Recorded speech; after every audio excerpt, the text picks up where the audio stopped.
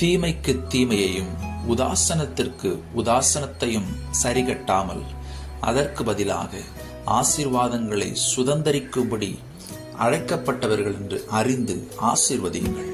1 பேதுரு 3:9.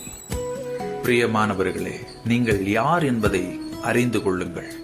நீங்கள் தேவனுடைய ஆசீர்வாதங்களை, தேவன் உங்களுக்காக ஆயத்தப்படுத்தியிருக்கிற நன்மைகளை சுதந்தரிக்கும்படி, பரலோக மகிமையை சுதந்தரிக்கும்படி தேவன் உங்களை அழைத்திருக்கிறார்.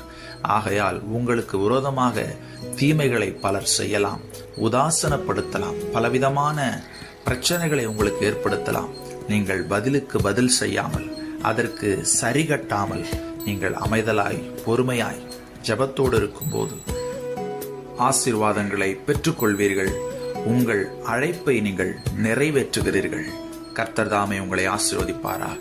ஆமென்.